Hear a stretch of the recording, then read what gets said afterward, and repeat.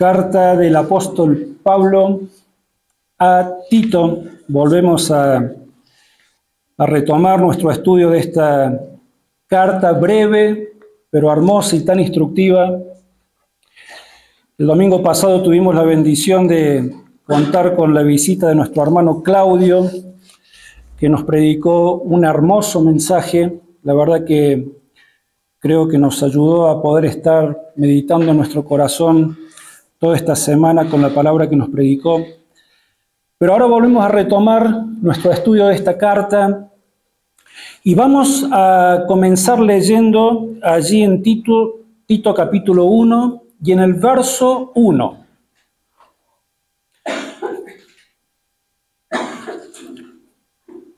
Vamos a empezar todo de nuevo, de cero, porque me olvidé de todo lo que enseñamos antes, así que bueno, ¿qué va a hacer? Bueno, dice así la palabra de Dios, Tito 1:1, Pablo, siervo de Dios y apóstol de Jesucristo, conforme a la fe de los escogidos de Dios y el conocimiento de la verdad que es según la piedad. Pues bien, de esta manera es como el apóstol Pablo comienza a escribir esta epístola, esta carta a Tito.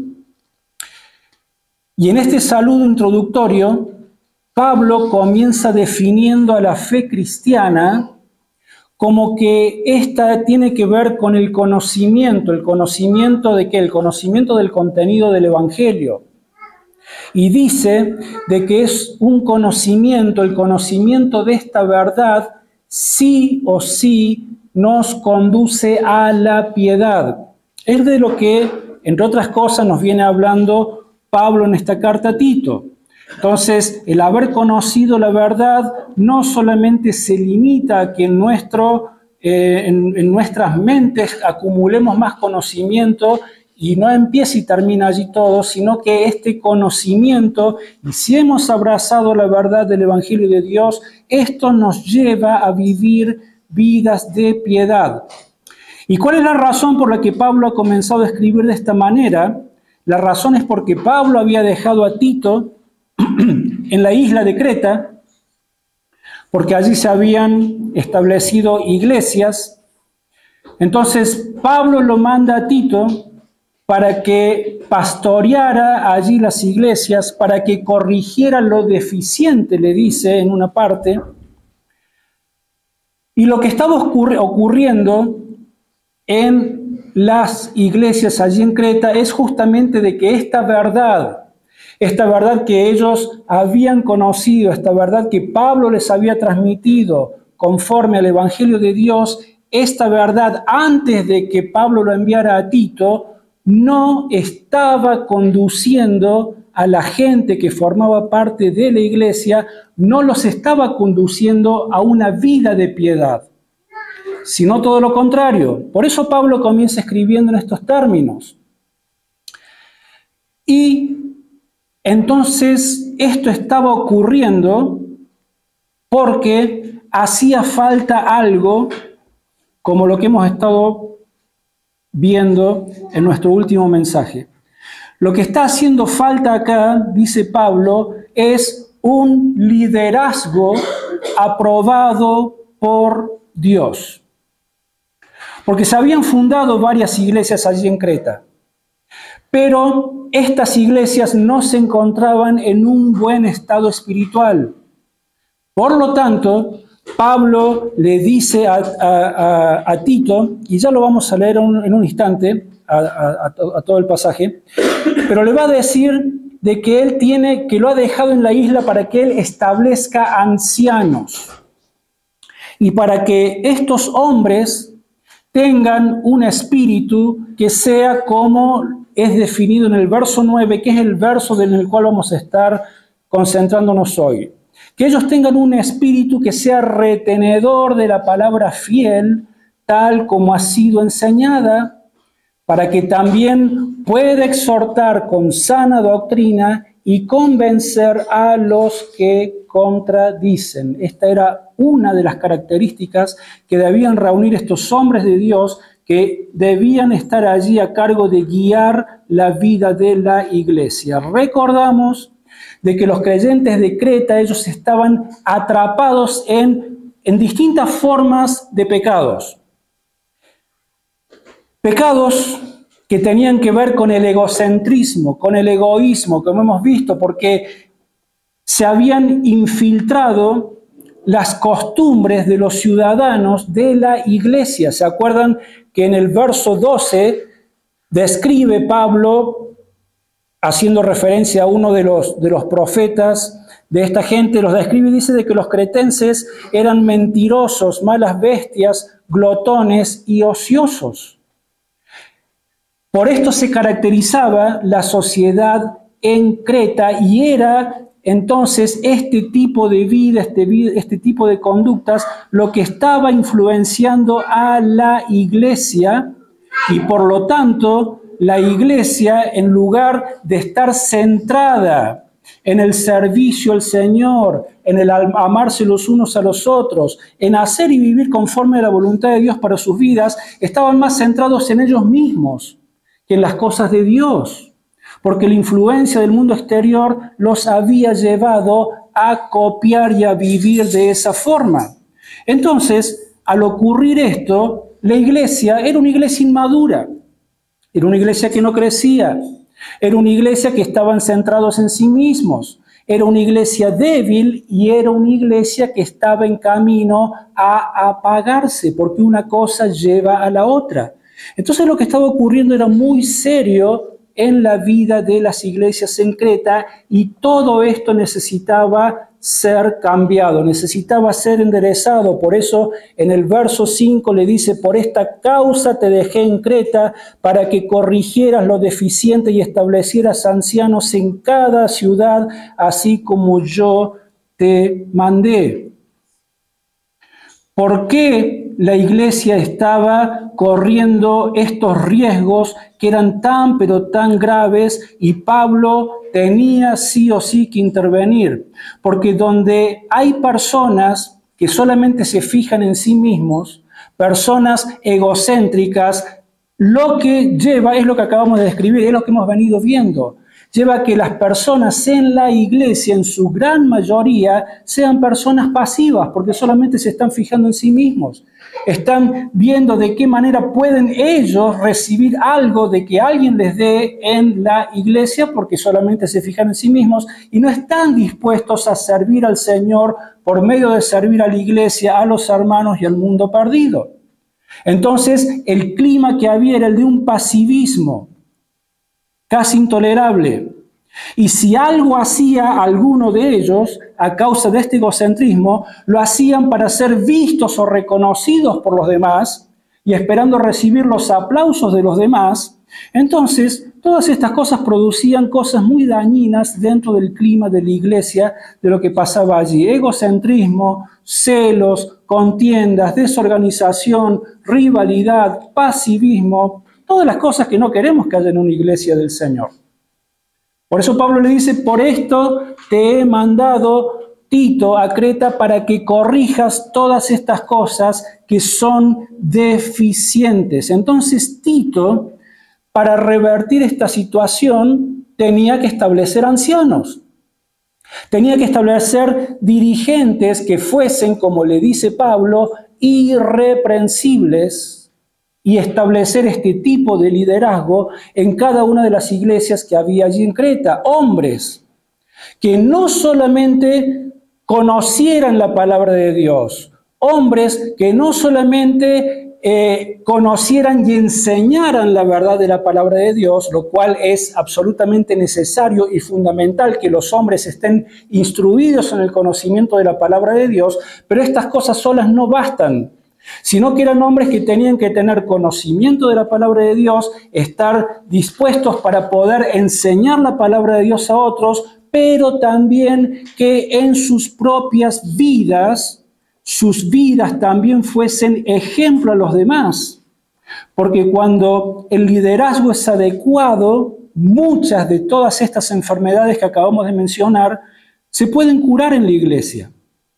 Entonces, hombres irreprensibles, hombres aptos, Y en el mensaje anterior a este que vimos nosotros, que no fue el del domingo pasado, sino el anterior, estuvimos hablando del perfil del dirigente cristiano también, que fue la primera parte. Y en ese momento hablamos de la irreprensibilidad de los ancianos o de los pastores, y estuvimos hablando de las dos primeras características que Pablo está marcando acá. Primero, él dijo de que deben ser irreprensibles en lo que hace a su vida familiar, deben ser irreprensibles en lo que hace a su vida personal también, pero también, en tercer lugar, deben ser irreprensibles en lo que hace a la postura doctrinal de estos hombres. Entonces allí están los tres requisitos: vida personal, vida familiar y postura doctrinal. Entonces ahora sí vamos a leer Tito, capítulo 1, y vamos a leer desde el verso 5 al verso 9. Entonces Pablo le dice a Tito: por esta causa te dejé en Creta, para que corrigieras lo deficiente y establecieras ancianos en cada ciudad, así como yo te mandé. El anciano debe ser irreprochable, marido de una sola mujer y que tenga hijos creyentes, que no estén acusados de disolución ni de rebeldía. Es necesario que el obispo sea irreprochable como administrador de Dios, no soberbio, no iracundo, no dado al vino, no amigo de contiendas, no codicioso de ganancias deshonestas. Debe ser hospedador, amante de lo bueno, sobrio, justo, santo, dueño de sí mismo, retenedor de la palabra fiel, tal como ha sido enseñada, para que también pueda exhortar con sana enseñanza y convencer a los que contradicen. Entonces, en el verso 9, lo que vemos es de que esta exigencia de irreprensibilidad se aplica directamente a la postura doctrinal de este hombre, del anciano o del pastor. Entonces, para comenzar, con respecto a este tema, se nos dicen dos cosas sobre el dirigente cristiano y sobre el mensaje que debe predicar. Por una parte, se nos dice cómo es de que este hombre debe retener ese mensaje, y por otra parte, se nos dice cómo debe utilizarlo. En cuanto a cómo debe retener el mensaje, primero dice el apóstol Pablo de que debe hacerlo con firmeza y con fidelidad. ¿Por qué? Porque por muchas razones, pero algunas de ellas es de que en la iglesia siempre hubo, hay y sin duda va a seguir habiendo sugerencias que a veces son sutiles, que llegan a los oídos del pastor. Sugerencias que a veces son sutiles, otras veces no son sutiles, son muy directas. Y otras veces no solamente son directas, sino que también vienen a modo de presión sobre estos hombres y de exigencia. Y este tipo de sugerencias es para que este hombre diluya el mensaje puro del Evangelio, el mensaje de las Escrituras. ¿Por qué? Para que este no suene tan fuerte, para que el pastor no predique tan duro cada vez que abre la palabra de Dios, para que el pastor no es necesario de que usted sea tan incisivo ni tan detallista en temas como tiene que ver, por ejemplo, la gravedad del pecado en la vida de las personas. No es necesario, pastor, de que tenga que estar hablando cada tanto acerca de la condenación eterna que les espera en el infierno a aquellos que no se arrepientan de sus pecados. y vengan a los pies de la cruz de Cristo y se arrepientan y pongan su confianza en el sacrificio, en esa cruz donde el Hijo de Dios derramó su sangre, no es necesario hablar tanto de estas cosas, tanto del infierno. Pastor, no es necesario hablar de cuáles son los requerimientos de Dios para la vida cristiana y hacerlo de una manera tan detallada, así tanto como lo dice la Biblia. O sea, hablar de una manera tan detallada en aquellos temas que tienen que ver con llevar una verdadera vida de santidad. Pastor, es que ¿sabe qué pasa? Si usted habla en estos términos, si usted enseña de esta manera, lo que va a pasar con nuestra iglesia es que en lugar de que las personas vengan y se sientan atraídas, usted las va a correr. Si sigue predicando de esta forma. El problema con esta postura, el problema con estas sugerencias es de que si el pastor cede a este tipo de presión, inmediatamente deja de estar bajo la sombra de los requisitos de irreprensibilidad que Pablo le está mandando a Tito. El pastor inmediatamente deja de ser irreprensible, comienza a ser reprensible porque deja de ser fiel a la palabra de Dios, fiel a lo que Dios dice en su palabra. Deja de ser fiel. Y uno de los aspectos de cómo debe retener el mensaje es justamente la fidelidad a lo que Dios nos ha revelado en su palabra, sin agregarle y sin quitarle absolutamente nada. Deuteronomio capítulo 4, verso 2. Estamos yendo al principio prácticamente de las Escrituras. Dios está revelando a Moisés para darse a conocer, para que Moisés dé a conocer al pueblo que había rescatado de Egipto. Y una de las advertencias que el Señor le da a Moisés, Deuteronomio capítulo 4, verso 2, le dice: no añadiréis a la palabra que yo os mando, ni disminuiréis de ella, para que guardéis los mandamientos de Jehová, vuestro Dios, que yo os ordeno. Ahora nos vamos al final de la Biblia. Final, Apocalipsis capítulo 22. ¿Y cuál es la advertencia que sale de los labios del mismo Señor Jesucristo? Apocalipsis 22, 18 al 19, dice el Señor: yo advierto a todo aquel que oye las palabras de la profecía de este libro. Si alguno añade estas cosas, Dios traerá sobre él las plagas que están escritas en este libro. Y si alguno quita de las palabras del libro de esta profecía, Dios quitará su parte del libro de la vida y de la santa ciudad y de las cosas que están escritas en este libro. Hermanos, es una advertencia muy, pero muy seria de parte de Dios. Y podemos verlo de esta forma.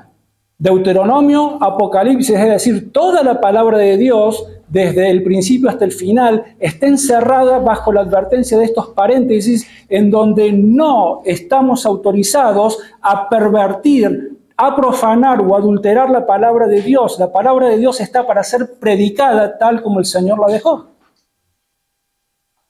Entonces el dirigente debe retener el mensaje de la palabra de Dios y debe hacerlo con fidelidad, debe hacerlo con firmeza, por supuesto, debe hacerlo también con amor, pero con verdad.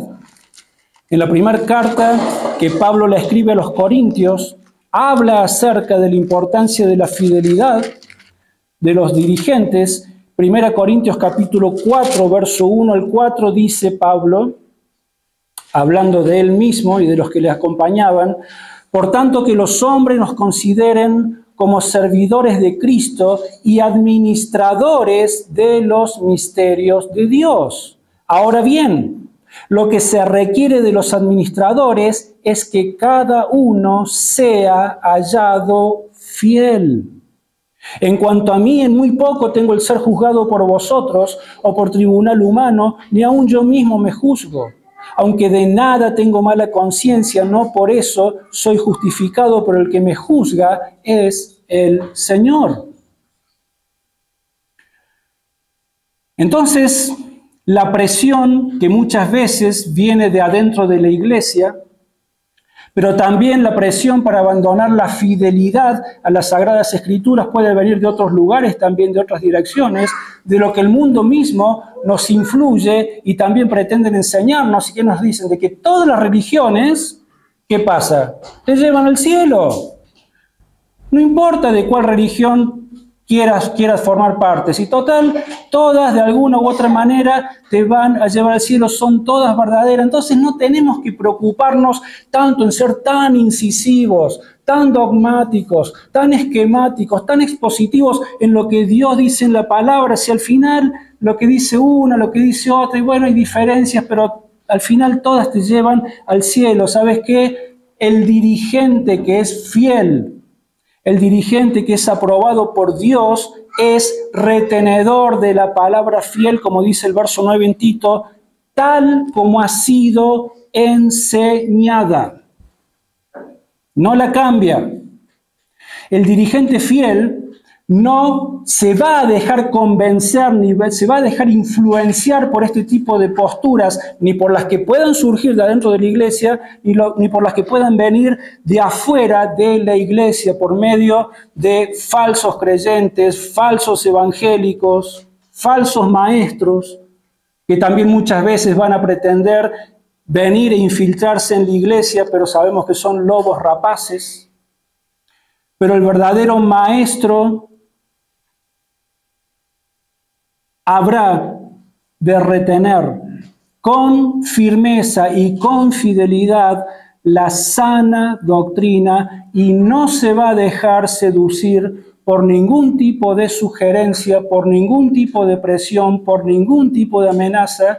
No va a diluir el mensaje puro de la palabra de Dios, lo cual también implica esta otra cosa, que el predicador va a afirmar de que esta bendita palabra de Dios es absolutamente actual. ¿Por qué? Porque otro de los costados por donde se ataca la palabra de Dios es por medio de aquellos que argumentan de que, pero ¿cómo vas a creer en este libro que fue escrito hace cuánto ya? Miles de años. Es viejo, es arcaico. ¿Cómo vas a creer en esas cosas todavía? Ahora vivimos en otra época. El mundo ha cambiado, los tiempos han cambiado. El tiempo en el que vivimos, la sociedad en la que vivimos, ahora está dirigida y está gobernada por otras cosas. La ciencia, mira cómo ha avanzado, la tecnología, cómo ha avanzado, la genética, cómo ha avanzado, pseudociencias como la psicología, mira cómo han avanzado. Y todas estas cosas son las que hoy gobiernan la vida y el destino de la vida de las personas. ¿Qué me venís con la palabra de Dios que fue escrita hace tanto tiempo? Pero ¿sabes qué? El dirigente cristiano aprobado por Dios puede ver, discernir y entender el trasfondo que hay detrás de todo esto. Y no se va a mover de su fidelidad a lo que dice la palabra de Dios. Él va a seguir siendo un retenedor de la palabra fiel, tal como ha sido enseñada por los profetas del Antiguo Testamento, por el mismo Señor Jesucristo y por los profetas y escritores del Nuevo Testamento. ¿Por qué? Porque a pesar de que los tiempos cambian, hermanos, ¿Dios cambia? Hebreos 13, 7, 9, ¿qué nos dice la misma palabra de Dios? Hebreos, capítulo 13, versos 7 al 9 dice: acordaos de vuestros pastores que os hablaron la palabra de Dios. Considerad cuál haya sido el resultado de su conducta e imitad su fe. Jesucristo es el mismo ayer, hoy y por los siglos. No os dejéis llevar de doctrinas diversas y extrañas. Es mejor afirmar el corazón con la gracia, no con el... bueno, etc. Pero no nos debemos dejar llevar por doctrinas extrañas, diversas. Dios ya nos ha revelado todo lo que Él nos quería revelar. El canon de la Escritura, su revelación, terminó con el apóstol Juan cuando escribió Apocalipsis, y allí se terminó, y tenemos en nuestras manos todo lo que Dios considera que es necesario para nuestra vida de piedad aquí en la tierra.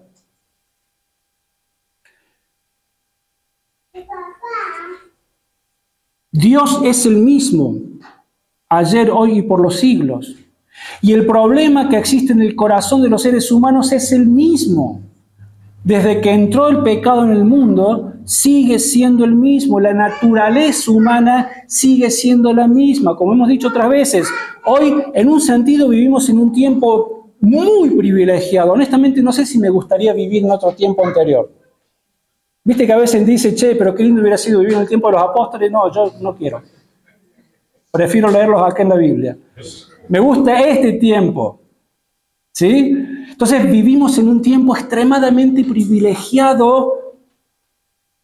Somos muy sofisticados, y en un sentido está bueno eso, pero a veces somos muy sofisticados, pero el problema del corazón del hombre sigue siendo exactamente el mismo.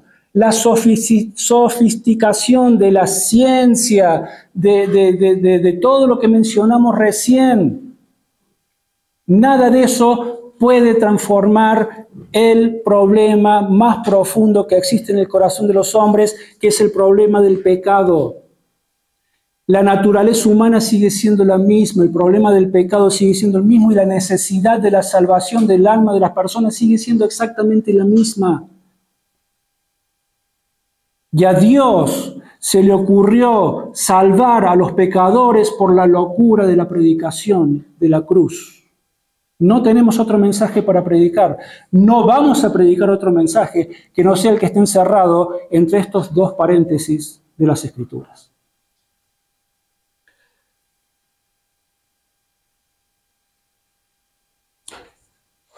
Gálatas 1, 8, 9.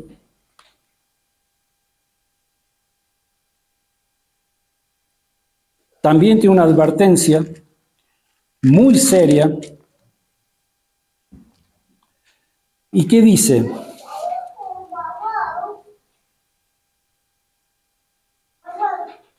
Obviamente los gálatas estaban siendo también influenciados por falsos maestros judaizantes, y Pablo refiriéndose a ellos, pero no solamente a ellos, le dice: Gálatas, tengan mucho cuidado. Si aún yo mismo en algún momento les traigo un mensaje diferente al que les prediqué, yo mismo caiga bajo la misma maldición que estos están. Gálatas 1, 8, 9. Dice: pero si aún nosotros o un ángel del cielo os anuncia un evangelio diferente del que os hemos anunciado, sea anatema.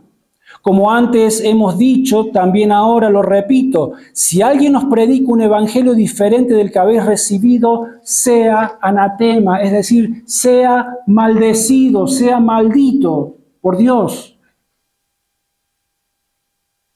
Es muy fuerte, pero está en juego la salvación de las almas de las personas. Por eso Pablo habla en estos términos tan crudos, tan fuertes, tan directos, pero son palabras llenas de amor y de misericordia, porque lo que está en juego es el destino eterno de las almas. Entonces el dirigente cristiano fiel no es alguien que va a estar esperando, después de que haya predicado, el aplauso ni la aprobación de los hombres. No. Si ese hombre ha sido fiel a la palabra de Dios, habrá algunos que se puedan sentir ofendidos, habrán algunos que se puedan sentir exhortados, otros se habrán sentido animados y otros se habrán sentido de distinta forma, porque la palabra de Dios actúa según la necesidad de cada corazón. No es la intención del predicador fiel ofender a nadie, pero si la palabra de Dios ofende, la palabra de Dios ofende, y si ofende es para que haya algún cambio en nuestros corazones, pero aquel que es un dirigente que es fiel y es retenedor de la palabra de Dios tal como ha sido enseñada, no es alguien que esté esperando la aprobación de los hombres, sino que está esperando la aprobación de Dios. Cuando predica lo hace en el temor de Dios, no en el temor de los hombres. El predicador fiel no es alguien que va a estar pidiendo permiso, a ver qué les gusta, de qué les puedo predicar, algo que les caiga bien. No, esta no es la tarea.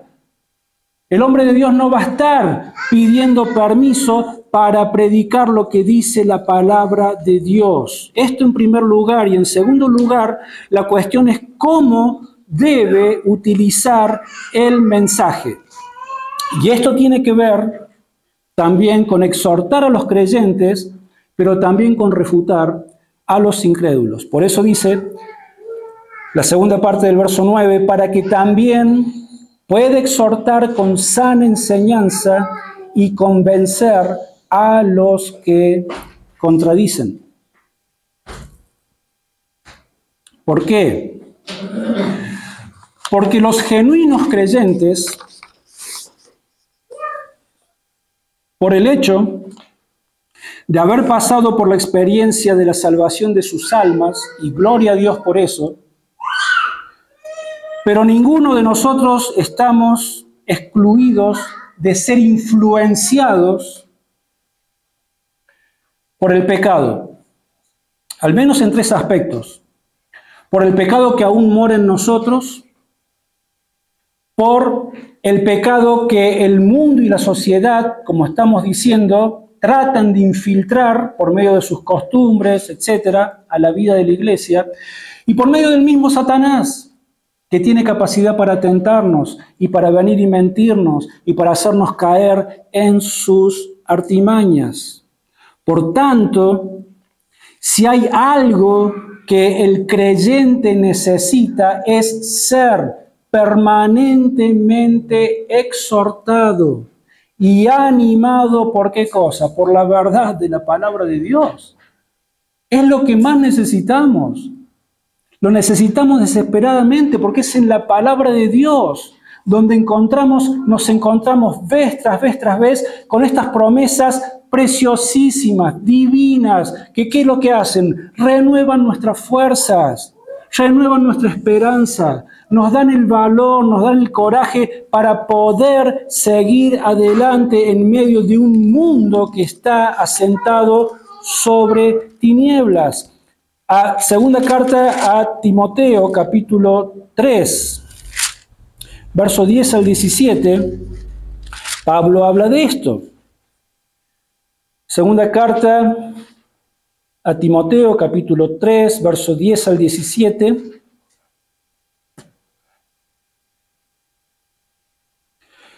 Dice Pablo, pero tú has seguido mi doctrina, conducta, propósito, fe, entereza, amor, paciencia, persecuciones, padecimientos como los que me sobrevinieron en Antioquía, en Iconio, en Listra, persecuciones que he sufrido, pero de todas me ha librado el Señor.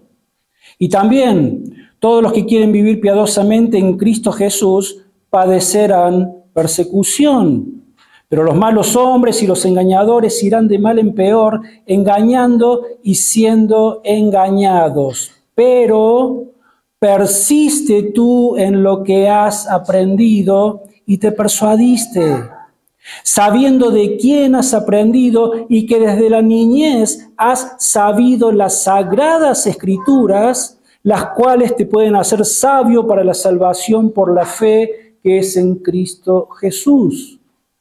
Toda la escritura es inspirada por Dios y útil para enseñar, para redarguir, para corregir, para instruir en justicia, a fin de que el hombre de Dios sea perfecto, enteramente preparado para toda buena obra. ¿En qué cosa debemos persistir? En el estudio de toda la verdad de la palabra de Dios, porque toda la escritura ha sido inspirada por Dios y es útil para sostenernos en esta vida mientras el Señor nos está llevando a casa. Porque el mundo es un lugar muy peligroso, hermanos. Es muy peligroso. Y si nos descuidamos un instante, nos traga. Porque Satanás anda como león rugiente. ¿Buscando qué? Buscando a quien devorar.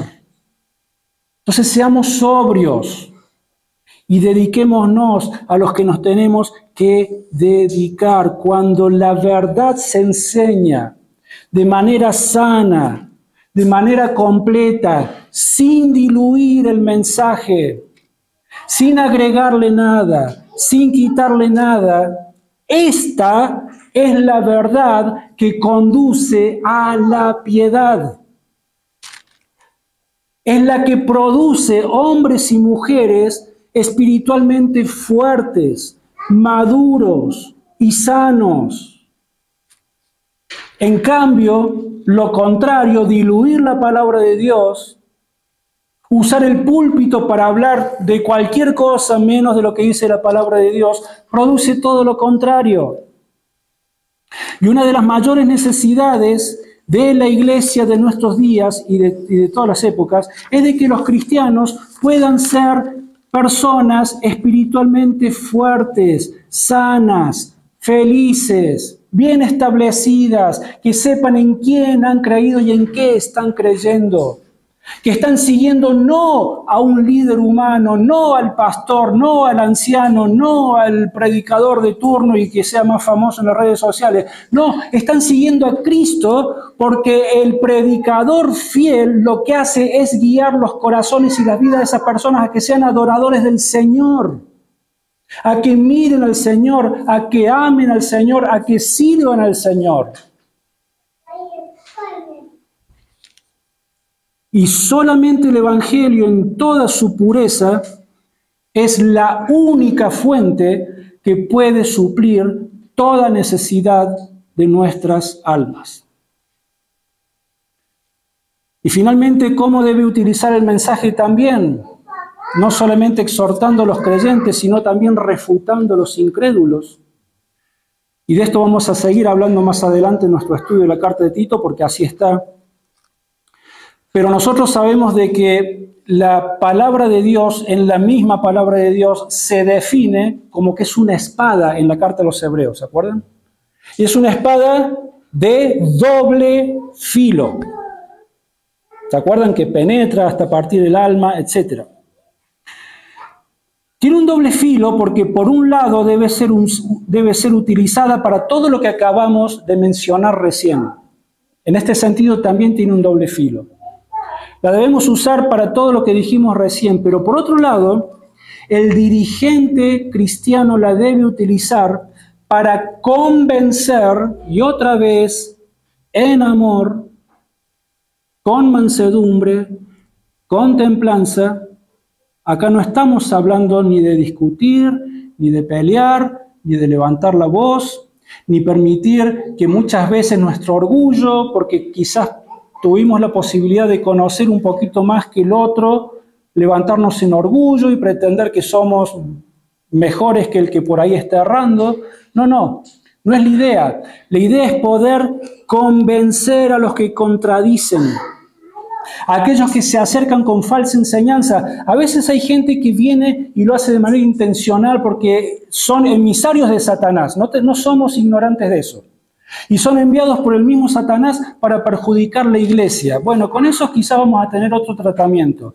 Pero hay otros que se acercan con falsas enseñanzas porque no han conocido otra cosa o porque no han tenido la oportunidad de discernir entre lo que es falso y real, y a esto tenemos nosotros que ayudarlos. Es la tarea del dirigente, la de defender la verdad y la de contender por esta fe, como también dice Judas 1, 3, 4,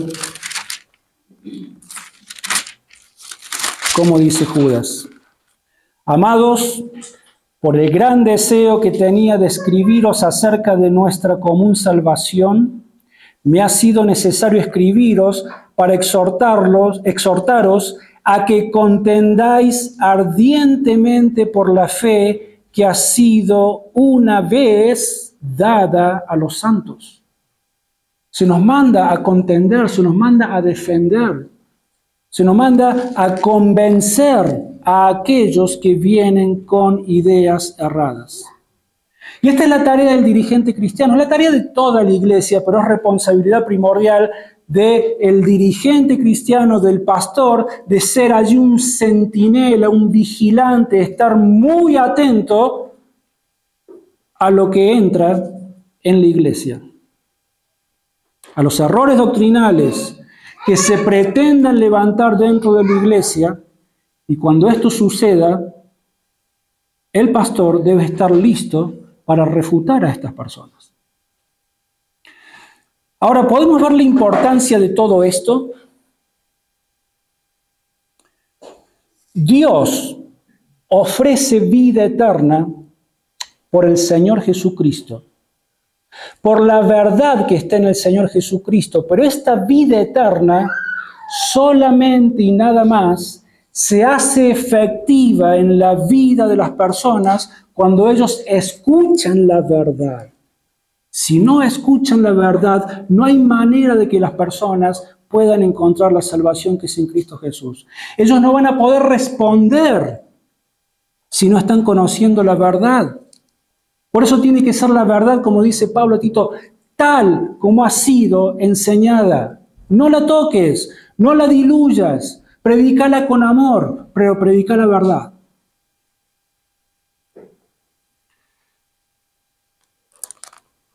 Entonces esto también nos ayuda a nosotros responder a la pregunta, entonces, ¿estoy yendo a una iglesia? ¿O me recomendaron que me congregue en una iglesia? ¿Cómo sé si esa iglesia me conviene ir o no? ¿Cómo sé si es de sana doctrina? ¿Cómo sé si me conviene llevar a mi familia a esa iglesia o no? ¿Cómo podemos discernir quién es un verdadero maestro con el perfil necesario aprobado por Dios para guiar mi vida y la de mi familia? Bueno, Pablo nos ha dado la respuesta. En estas tres cualidades, si este hombre es un hombre que tiene un buen testimonio de vida, que su vida personal es irreprochable, que no hay ningún pecado evidente del cual acusarlo, cumple con un primer requisito. Si este hombre es un hombre que ha sabido guiar a su familia, que es un hombre que tiene su casa en orden, entonces está cumpliendo con el segundo requisito, que ha sabido guiar a su familia a los pies de Cristo.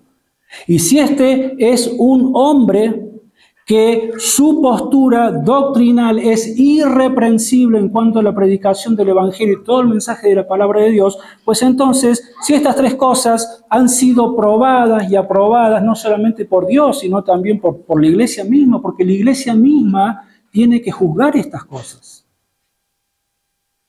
Quiere decir de que la verdad en la vida de este dirigente, la verdad de la palabra de Dios, lo ha llevado a vivir una vida de piedad. Se está cumpliendo el propósito de la predicación en la vida del propio dirigente cristiano. Y si esto ha sido así en la vida del dirigente cristiano, pues entonces tenemos la confianza de saber de que en la iglesia a donde sea puesto, va a poder guiar a las personas también a la verdad y a una vida de piedad, porque ha sido comprobado en su propia experiencia con el Señor. Entonces,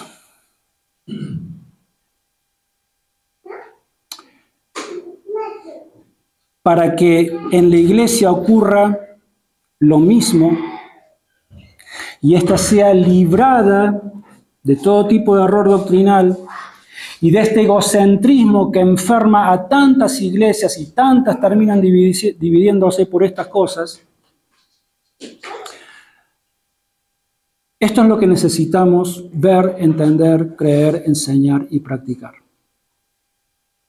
Y que el Señor tenga misericordia de nosotros, que nos ayude a ser fieles no solamente al pastor, sino a cada uno de nosotros, y que nuestra atención esté puesta no en los hombres, no en nosotros mismos, sino solamente y nada más que en la gloria de nuestro Dios. Padre Celestial, Señor, te damos gracias una vez más por tu palabra, que es tan preciosa, es tan clara, y nos ayuda, Señor, a poder discernir sobre estos temas que son los más importantes de la vida, porque tienen que ver con la salvación de nuestras almas, porque tiene que ver con la salvación de las almas de aquellos que aún no te conocen, porque tiene que ver con cómo vivimos la vida mientras estamos camino a casa, porque tiene que ver, por sobre todas las cosas, no solamente con la bendición que reciben nuestras vidas al vivir vidas piadosas, sino que esto es sumamente importante, pero por encima de esto tiene que ver con que tu nombre pueda ser conocido por medio de tu iglesia, que la gente pueda ver de que sos un Dios real en medio nuestro, y que la gente se pueda sentir atraída por tu Espíritu Santo y por tu palabra, por supuesto que sí, pero también porque vean de que no somos una iglesia perfecta, pero sí somos una iglesia que anhelamos amar tu palabra, obedecer tu palabra y estar dispuestos a que nuestros corazones continúen siendo moldeados por tu palabra, porque no queremos vivir vidas centradas en nosotros mismos, sino centradas en la hermosura de la gloria de tu santo y bendito nombre.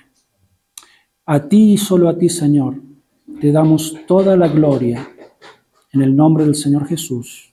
Amén. Amén. Señor, mi Redentor y roca, gran tesoro de mi corazón, mi Dios, como tú no hay otro, solo en ti hay gozo y salvación. Tu amor más alto que los cielos